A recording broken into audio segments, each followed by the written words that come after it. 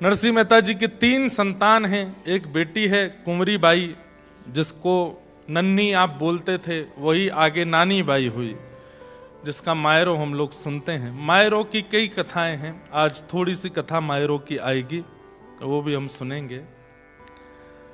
नरसिंह मेहता जी के एक पुत्र हैं श्यामल दास।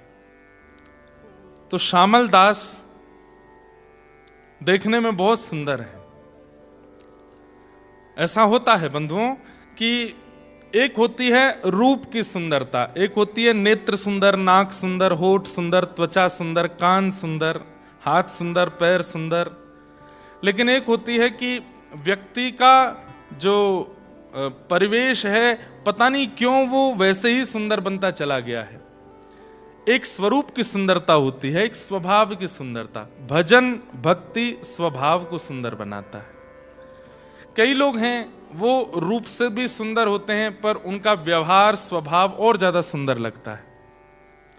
उससे प्रमाण मिलता है कि इनके अंदर भजन है, इनके अंदर भक्ति है। तो नरसिंह मेहता कथा कर रहे थे और कथा करते हुए सब श्रोताओं को बहुत सुंदर उपदेश दे रहे थे। नरसिंह मेहता जी का एक बहुत सुंदर पद है तो वो गुजराती में।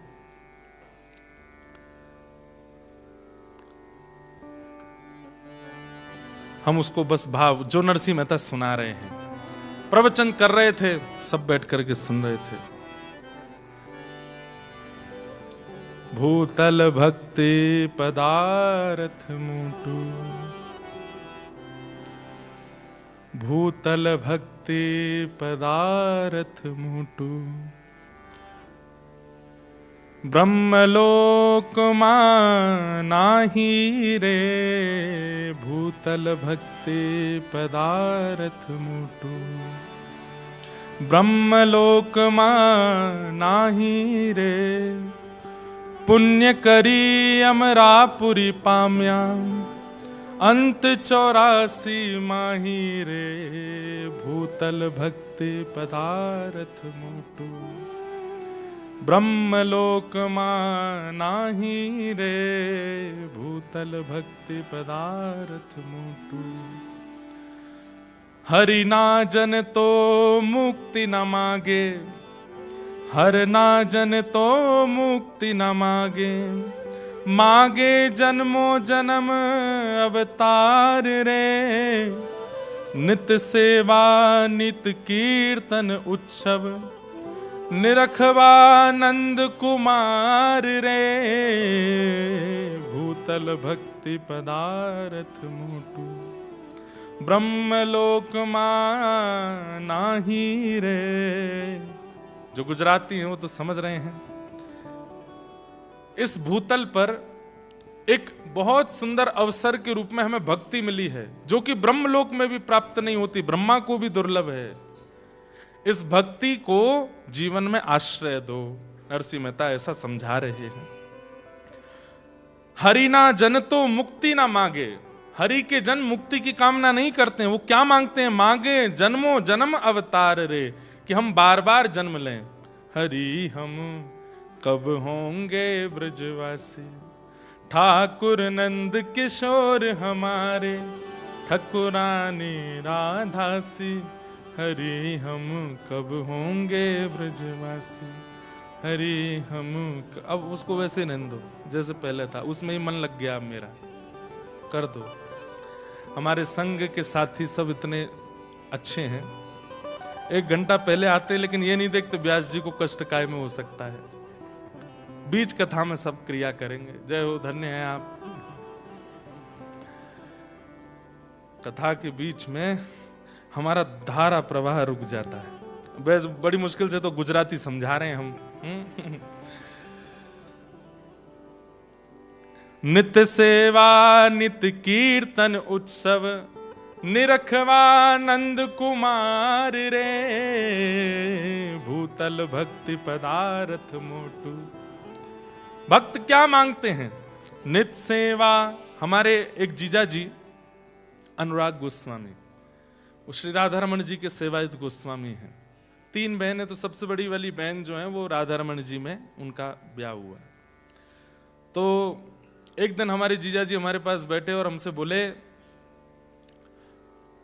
अगर आप कहते हैं कथा में कि पुनर्जन्म की इच्छा नहीं होनी चाहिए या पुनर्जन्म ना हो, ऐसे कर्म करके जाओ, पर मैं तो चाहता हूं मेरा पुनर्जन्म हो राधारमण घेरे में और मैं फिर से राधारमण जी का गोस्वामी बन के आऊं, ऐसी इच्छा मेरी है। मैंने कहा देखो ये जन्म नहीं है, ये तो अवतार है, ये जन्म नहीं है। जन्म उनका है जो खाने पीने सोने उठने बैठने और आनंद करने के लिए संसार में आए, भोग भोगने के लिए, वो जन्म है। पर जो केवल हरि भजन हरि सेवा करने के लिए आए वो तो अवतारी है, वो भजन वो जन्म थोड़े ही है। वही बात यहां पर श्री नरसिंह मेहता कह रहे हैं, हरि ना जन तो मुक्ति ना मागे, मागे जन्मो जन्म अवतार रे, भूतल भक्ति पदार्थ मोटू। भरत खंड भूतल मां जन्मी, जिने गोविंद ना गुण गाया रे, धन धन रे ए ना मात पिता ने, सफल करी ने काया रे, भूतल भक्ति पदार्थ मोटू। धन वृंदावन धन ए लीला, धन ए ब्रजनावासी रे, धने ब्रजनावासी रे। अरे ब्रजवासी धन्य हैं, क्यों? श्री राधा रानी के पग पग पे प्रयाग, जहां केशव की केली कुंज कोटि कोटि काशी है। यमुना में जगन्नाथ, रेणुका में रामेश्वर, तरु तरु पे पड़े रहत अयोध्या निवासी हैं। गोपिन के द्वार द्वार हरिद्वार वसत, जहां बद्री केदारनाथ फिरत दास दासी हैं। स्वर्ग अपवर्ग लेकर वृथा करेंगे हम क्या, जान लो हमें हम वृंदावन वासी हैं, जान लो हमें हम वृंदावन वासी। एक चीज का अहंकार तो हमारे मन से नहीं जाएगा, और ये जाना भी नहीं चाहिए कि हम ब्रजवासी। और ये अहंकार आप नहीं कर सकते कि आप नैरोबी वाले हो, यूएस वाले करते रहो, कोई फर्क नहीं पड़ता उससे। क्या हालत कर रखी है यूएस की देख लो।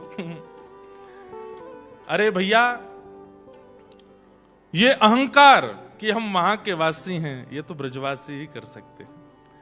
नरसिंह मेहता कह रहे हैं, धन वृंदावन धन ए लीला, धन ए ब्रजनावासी रे, अष्ट महासिद्धि आंगणिये रे उभी, मुक्ति छे एमनी दासी रे,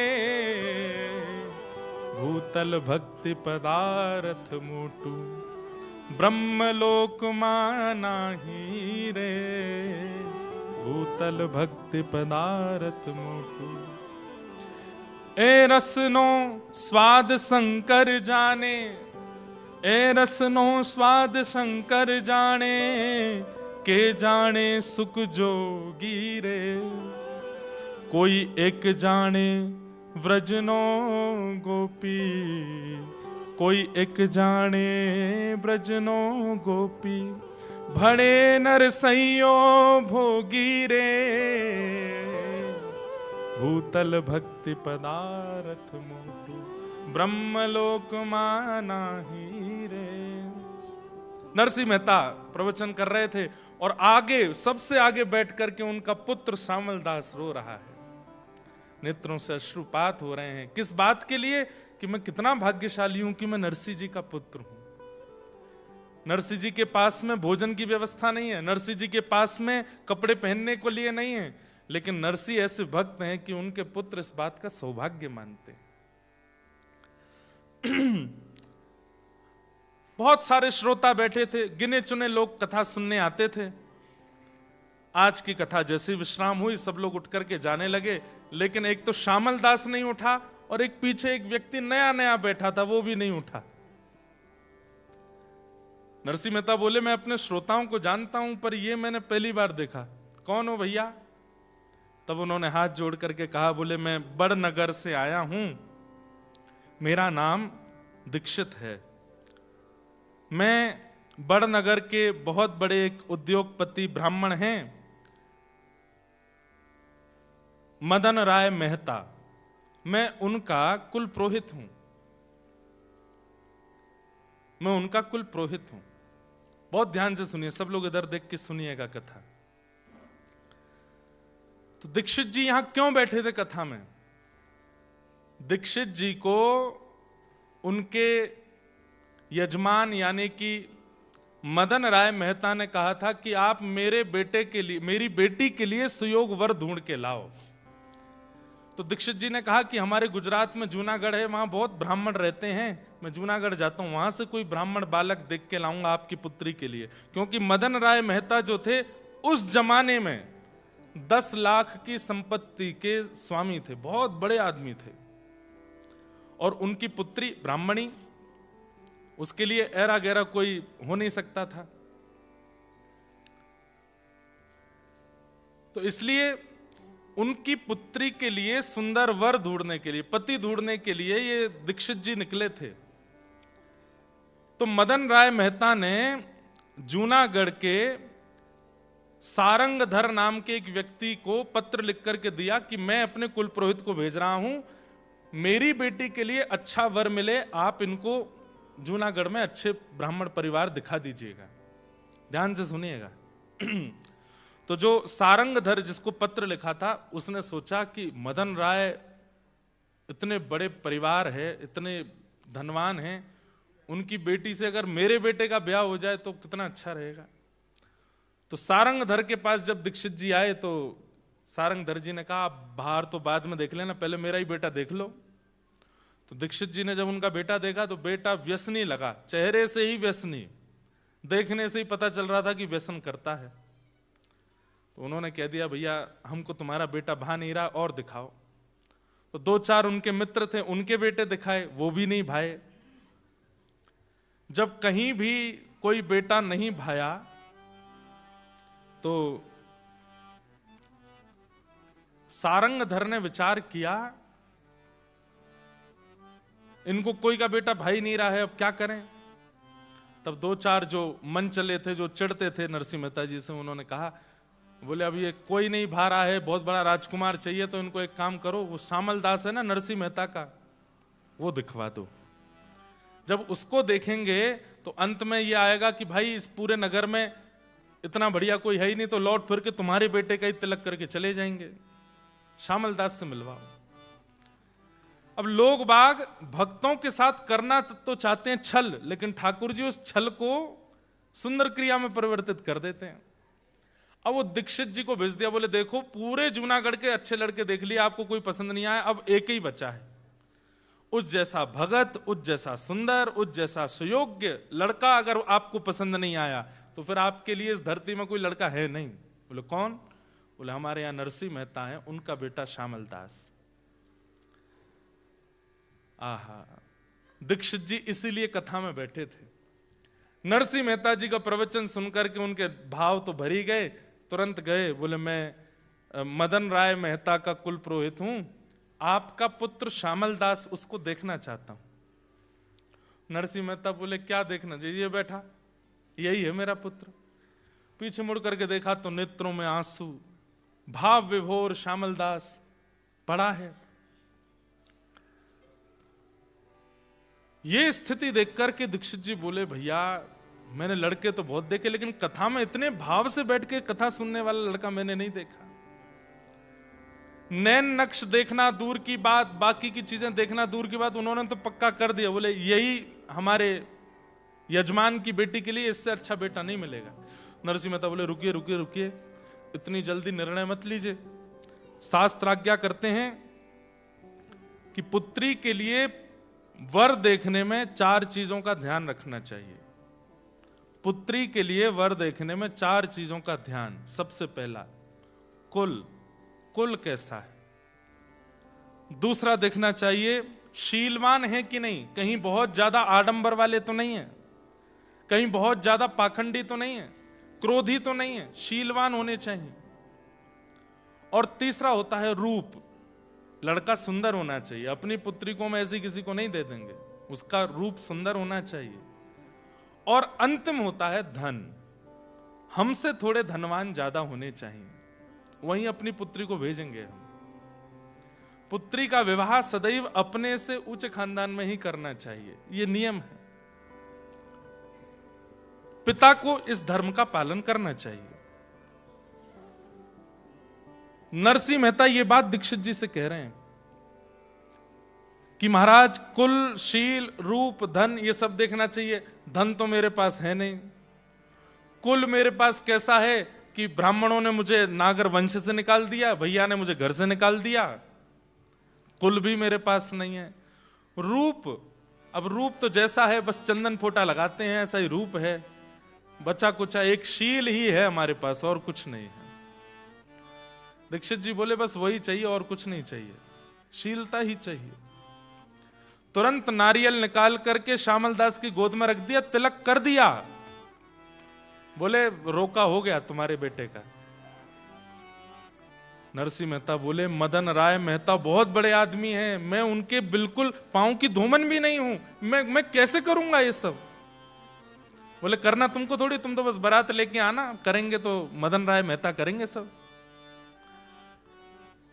नरसिंह मेहता बोले देख लो भैया और थोड़ा जांच कर लीजिएगा आप, ठीक है। अब यहां दीक्षित जी जैसे निकल के आए तो वो नगर के लोगों ने कहा क्यों, कैसी रही, देखा श्यामल दास, हम तो आपसे पहले ही कह रहे थे पसंद नहीं आएगा, ये हमारा ही बेटा ठीक है, इसका तिलक कर दो। बोले तिलक उसका तो मैं करे आया। श्यामल दास बहुत बढ़िया लगा, उसकी गोद में मैं नारियल भी रखे आया, तिलक भी करे आया।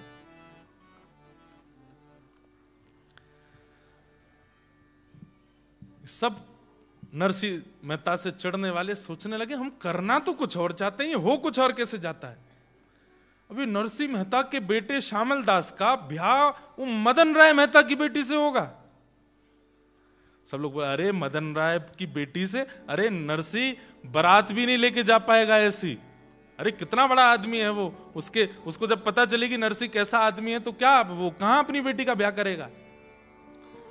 लेकिन उन मन चले लोगों का मन माना नहीं, बोले ये दीक्षित कुल पुरोहित है, इसकी बात मदन राय मेहता काटेगा नहीं, हम क्या करें। तो उन्होंने पत्र लिख दिया, मदन राय मेहता जी हम जूनागढ़ के फलाने फलाने व्यक्ति हैं, आपके कुल पुरोहित ने गलत लड़के का चयन करके तिलक कर दिया है, श्यामल दास तो ऐसा है, उसके पिता ऐसे हैं, ताल कूटा मंजीरा बजाते रहते हैं, पूरे दिन कीर्तन करते हैं, खान पीन का कोई इनका ठिकाना नहीं।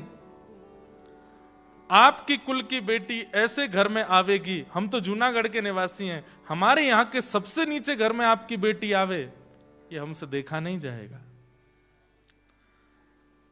और पता नहीं कैसे वो पत्र दीक्षित जी से पहले पहुंच गया मदन राय मेहता के पास। सुनिएगा सब लोग। अब उसने जैसे पत्र खोल करके देखा तो जूनागढ़ से पत्र आया है, नरसिंह मेहता का पूरा बायोडाटा था उसमें, खाने को कुछ नहीं है, परिवार ने घर से निकाल दिया, नागर ब्राह्मणों ने भी निकाल दिया, घुंघरू पहन करके घूमता है, ताल कूटता रहता है, ऐसे का बेटा श्यामल दास कुछ करता धरता है नहीं, उससे अपनी बेटी का ब्याह कर रहे हो।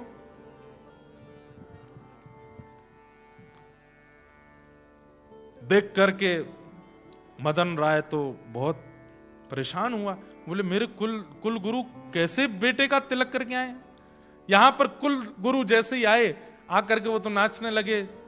मदन राय ने जाके चरण पकड़े, गुरुजी इतने प्रसन्न, बोले इतना सुंदर लड़का मिला है तुम्हारी बेटी के लिए। बोले मैं जानता हूं श्यामल दास। तुम कैसे जानते हो। बोले नरसिंह का बेटा। बोले हाँ हाँ हाँ वही वही वही। गुरुदेव कुल के गुरु कुल का भला सोचते हैं, आप क्या करके आए हैं। वो नरसिंह के यहां पर भोजन करने को अन्न नहीं होता, वो पूरे दिन ताल कूटता रहता है। आप जानते हैं कि मेरा कुल कैसा, परिवार कैसा, संपत्ति कितनी, और फिर भी आप ऐसे के बेटे से मेरी बेटी का ब्याह निश्चित करके आए।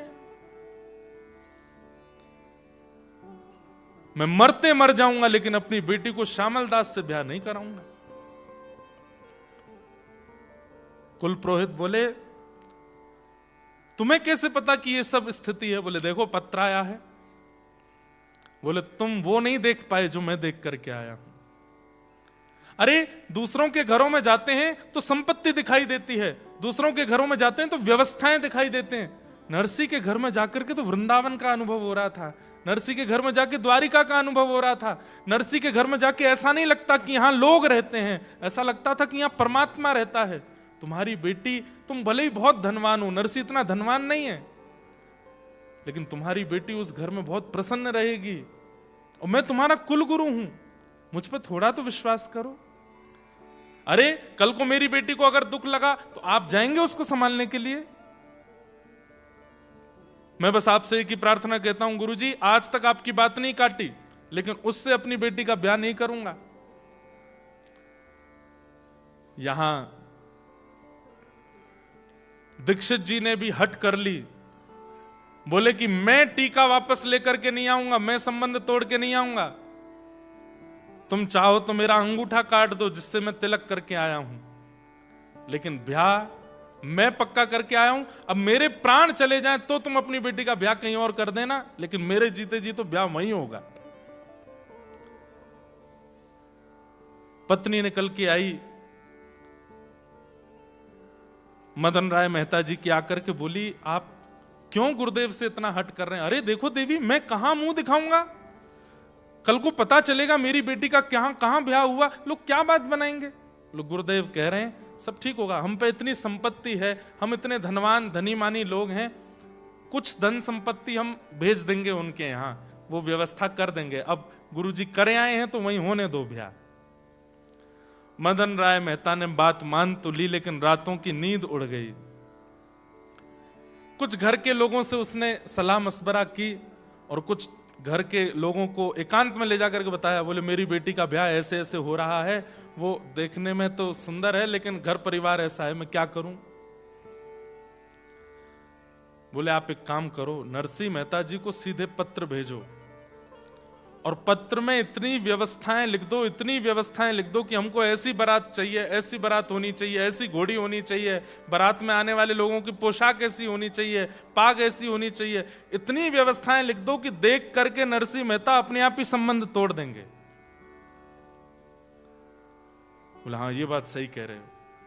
उन्होंने पत्र लिखा और पत्र में लिख दिया, हमको ऐसी बारात दिखानी है, हम बहुत धनी मानी लोग हैं, लोग बाग यहां देखने के लिए आएंगे कि कैसी बारात है, इतने घोड़े, इतने हाथी, इतने ये, इतने वो, ऐसे रत्न, ऐसे सब पहन करके आप लोग आइएगा।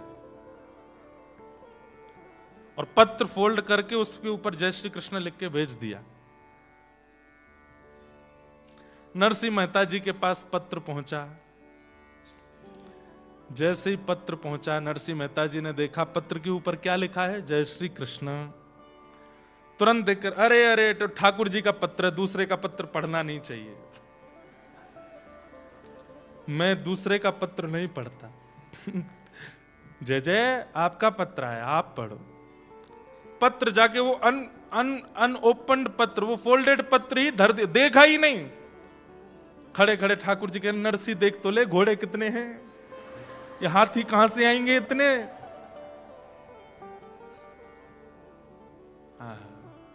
कितना समर्पण है नरसिंह मेहता जी के जीवन में ठाकुर जी के प्रति। धर दिया पत्र ठाकुर जी के चरणों में। कैसे ना माने ठाकुर जी, क्यों ना आवे ठाकुर जी। उसका समर्पण तो देखिए, नरसिंह का भाव तो देखिए।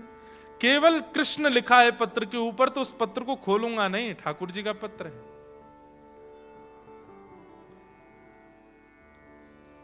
नरसिंह मेहता जी की पत्नी को ठाकुर जी ने स्वप्न दिया और स्वप्न में ठाकुर जी ने संकेत किया कि मेरे चरणों में एक पत्र रखा, उसको खोल के पढ़ लो।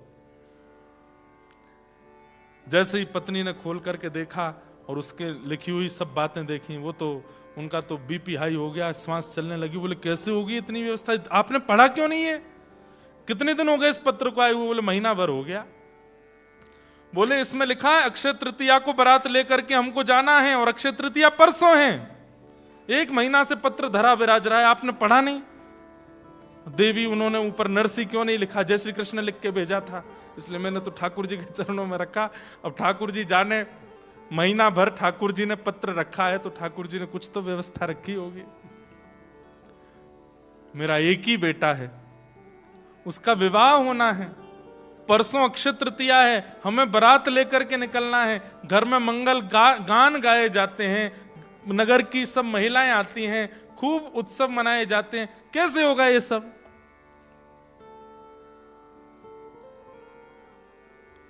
लाज रखो गिरधारी, मोरी लाज रखो गिरधारी, मोरी लाज रखो गिरधारी, मोरी लाज रखो गिरधारी। जैसी लाज राखी अर्जुन की, जैसी लाज रखी बंधुओं, की। एक बात बोलूं आपसे, निवेदन करूं, जीवन में कष्ट आवे, ऐसी स्थिति आ जाए कि बस अब लगता है कि अब क्या करें, अब मरने के अलावा हम पे कोई और रास्ता नहीं है। भगवान ना करे ऐसी स्थिति कभी जीवन में आवे। पर एक बात हमारी लिख लीजिएगा, हर व्यक्ति के जीवन में 5 अग्नियां आती हैं। आपका जीवन चाहे जितना बड़ा हो, 80 वर्ष का है, 90 वर्ष का है, 100 वर्ष का है, 5 बार ऐसी परिस्थिति आएगी कि आप टूट जाएंगे। वो पंचअग्नि है। मैं डराने के लिए नहीं बोल रहा हूं, ये हम सबका जीवन ऐसे ही डिजाइन किया है ठाकुर जी ने। 5 बार ऐसी परिस्थिति आती है कि आप बिल्कुल इस स्थिति में आ जाएंगे कि अब हम करें क्या। और एक बात कह दूं, संसारी व्यक्ति जब होता है ना, विषय भोग में लगा है, उसके जीवन में ये 5 परिस्थिति धीरे धीरे आती है। और कई बार 3 आई, उससे पहले उसके प्राण निकल गए, 2 रह जाती हैं, उनको भोगने के लिए उसको फिर जन्म लेना पड़ता है। अगले जन्म में 5 उस जन्म की, 2 पूर्व जन्म की, कितनी हो गई? 7। फिर 7 वो कंप्लीट नहीं कर पाता, 3 होती हैं, फिर प्राण निकल जाते हैं, फिर उसका तीसरा जन्म होता है, तो अगली की 5 और पिछली की 3 हो गई, तो कितनी बची? 4। 5 और 4 9। फिर उसके अगले 9 बार ऐसी परिस्थिति आती कि मृत्यु जैसा हो। 9 तो वो कंप्लीट कर ही नहीं पाता, 3 कंप्लीट करता है, फिर अगला जन्म, फिर वहां पर 6 और 5। हम आप सब लोग ऐसे ही करते आए। हमारा इस जन्म का हिसाब तो कंप्लीट हुआ नहीं, पूर्व का चल रहा था, इस जन्म का और ऐड ऑन कर लिया हमने उसमें। ऐसी परिस्थिति हम सबके जीवन में आती है कि जब बिल्कुल मृत्यु जैसी स्थिति। लेकिन जब व्यक्ति भजन में लग जाता है ना, नाम जप करने लग जाता है, गुरु आश्रित हो जाता है, वृंदावन भजने लगता है, सत्संग करने लगता है, तो ठाकुर जी क्या करते हैं?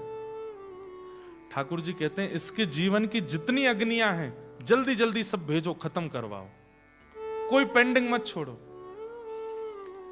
चित्रकेतु कहता है अभी तो एक खत्म हुई है, बोले खत्म होती दूसरी भेज, दूसरी खत्म होती तीसरी भेज, चौथी भेज, जल्दी जल्दी खत्म करवा। इसीलिए कई बार नाम जापकों को ऐसा लगता है भोगी सुखी रहते हैं, हम इतने दुखी रहते हैं, क्यों? ठाकुर जी आपका हिसाब खत्म करवा रहे हैं। इस जन्म का, पूर्व जन्म का, पूर्व का जितना आपका बचा है सब नष्ट करो। इसलिए कई लोग कहते हैं महाराज जी 30 साल 35 साल 40 साल से हम भजन कर रहे हैं, ठाकुर जी का अनुभव क्यों नहीं होता? अभी हिसाब खत्म हो रहा है आपका। जिस दिन वो हिसाब शून्य होगा उसी दिन ठाकुर जी की अनुभूति होनी प्रारंभ। समझ रहे हैं बात को? ये सब बाउंसर जा रही है ऊपर से, समझिए। नरसिंह मेहता जी का एक पड़ाव कष्ट का पूरा नहीं होता कि दूसरा सामने तैयार रहता है। क्यों? ये भक्त है। भक्त के जीवन में ठाकुर जी जल्दी जल्दी कष्ट देकर के सब खत्म करवाते हैं, जल्दी सब निपट लो। आप देखेंगे हमारे वृंदावन में आकर के, मैं नाम नहीं लूंगा, लेकिन अधिकतर महापुरुषों को आप देखेंगे शरीर में कोई रोग है, किन्हीं को शरीर में कोई रोग है, किन्हीं को कोई। मैं तो जितने महापुरुषों से मिला हूं सबके कुछ ना कुछ है। उनका भोजन शुद्ध, उनकी रहनी शुद्ध, उनका नियम शुद्ध, उनका जीवन शुद्ध, सब कुछ शुद्ध, उसके बाद भी उनके शरीर को रोग कैसे हो गया? और व्यसनी जो रात दिन पीते रहते हैं उनको कुछ नहीं हो रहा है, क्यों? ठाकुर जी कष्ट नहीं दे रहे हैं, उनका जो इस जन्म का, पूर्व जन्म का, पूर्व से पूर्व जन्म का जो कर्म बंधन बचा है, जो शेष रह गया है, उसको निकलवाते हैं, निवृत्त करवाते हैं। इसलिए मैं अनुरोध करता हूं कि कष्ट आ जाए तो भोग लो, उसको समाप्त कर लो, उससे भागो मत। बस ठाकुर जी का नाम मत छोड़ना। और ये पद सूरदास जी का अगर याद हो जाए तो कभी ऐसी परिस्थिति आ जाए कि बस अब मृत्यु दिखाई दे रही है और कुछ नहीं, ठाकुर जी के आगे बैठ के गा लिया कीजिए, जैसी लाज राखी अर्जुन की, जैसी लाज राखी अर्जुन की, भारत युद्ध पछारी, ओ भारत युद्ध पछारी, सारथी हो के रथ को हाँ क्यों, सारथी हो के रथ को हाँ क्यों, सारथी हो के रथ को हाँ क्यों, सारथी हो के रथ को हाँ क्यों, चक्र सुदर्शन धारी, मोरी लाज रखो गिरधारी, मोरी लाज रखो गिरधारी,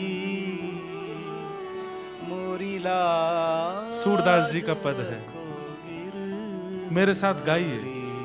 जैसी लाज राखी द्रौपदी की, जैसी लाज राखी द्रौपदी की, जैसी लाज राखी द्रौपदी की, जैसी लाज राखी द्रौपदी की, होन ना दीन उघारी, होन ना दीन उघारी,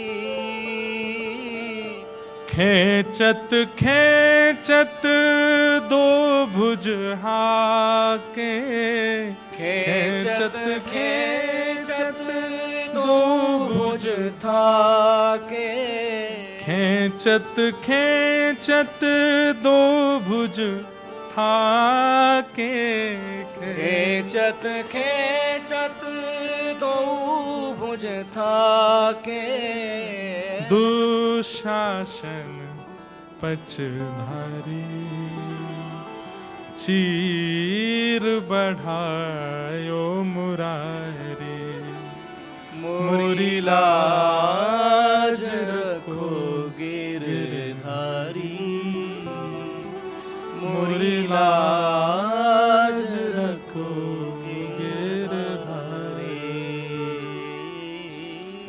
सूरदास की लाज रखो प्रभु, सूरदास की लाज रखो प्रभु, अब को है रखवारी, अब को है रखवारी।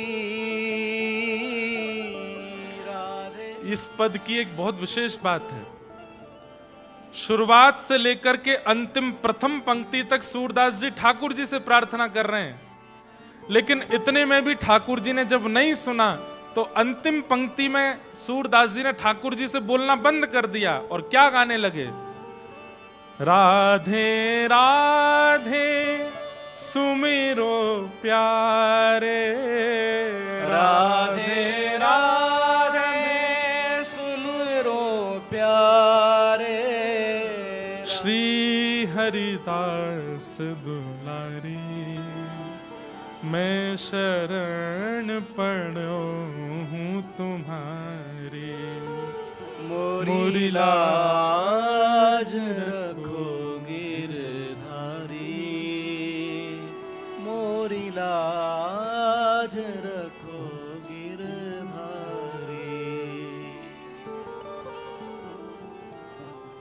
सूरदास जी कह रहे हैं कि भैया ये नाए सुन रहे, किशोरी जी की शरण में जाओ। हमारे व्रज में एक और सूरदास हुए, उन्होंने ठाकुर जी का खूब भजन किया, तो ठाकुर जी प्रकट हो गए और प्रकट होकर के बोले, अब मैं तुम्हारे सामने आ गया हूं बाबा, अब भजन करना बंद कर दो, अब मैं आ गया हूं, मेरे चरणन में प्रणाम कर ले। तो सूरदास जी बोले, आप अकेले क्यों आए हो, किशोरी जी को संग लेकर के क्यों नहीं आए? ठाकुर जी बोले, तुम तो अंधे हो, तुमको कैसे पता कि मेरे साथ किशोरी जी नहीं आई? बोले, मैं अभी तक भी अंधा ही हूं, इसलिए यह प्रमाण होता है कि अकेले आप आए हो। किशोरी जी आई होती तो आते ही आंख दे दी होती उन्होंने।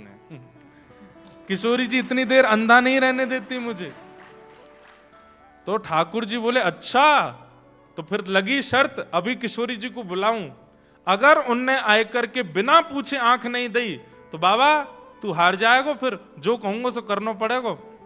सूरदास जो थे वो बोले, तो लगी शर्त ठाकुर जी, किशोरी जी को बुलाओ, और उनने आते ही बिना बात किए, बिना कछु पूछे यदि नेत्र दे दिए और आप हार गए तो आपको भी मेरी बात माननी पड़ेगी। बोले, कहा जीवन भर मेरे नेत्रन के आगे रहना पड़ेगा।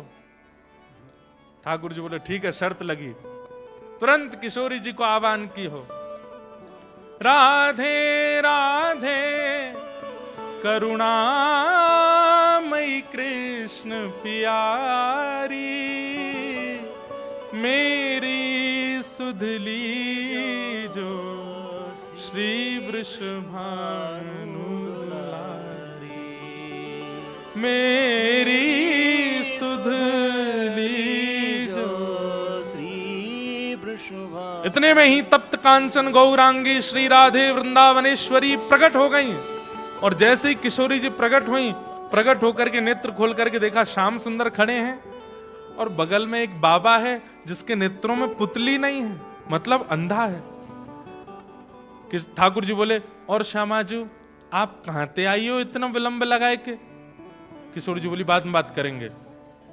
बाबा के नेत्रों पे हाथ फेर करके तुरंत नेत्र प्रदान किए, और नेत्र मिलते ही जैसे ही बाबा के नेत्र प्रकट हुए,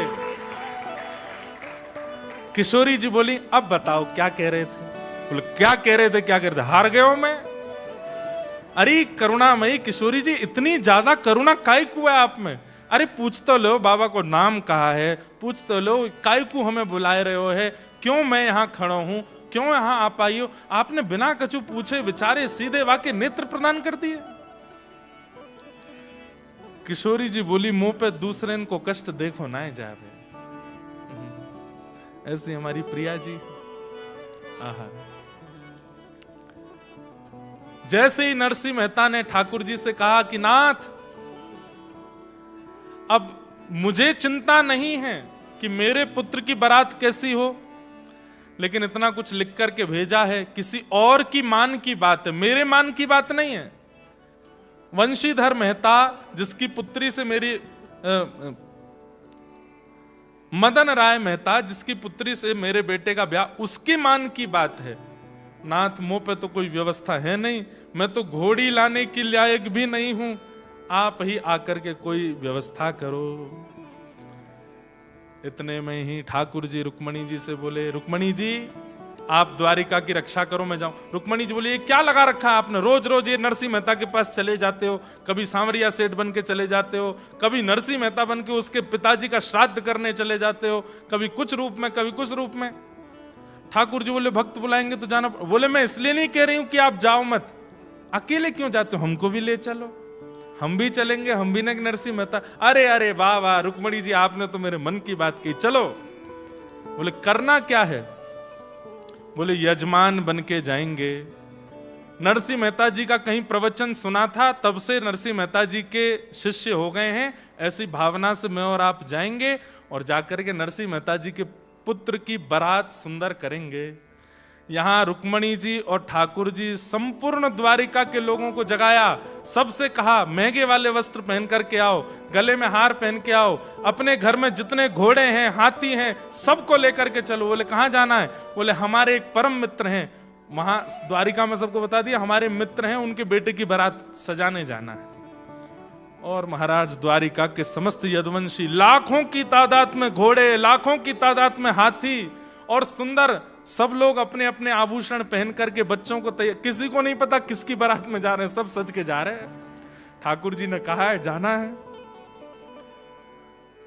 और तभी महाराज जूनागढ़ में हल्ला होने लगा, अरे कौन आ रहे हैं, कौन आ रहे हैं, अरे ऐसे हाथी, ऐसे घोड़े, ऐसी सुंदर चाल, ऐसी सुंदर बात। सबने कही भैया कौन है? अरे बोले ऐसा बता रहे हैं नरसिंह मेहता के कोई यजमान हैं।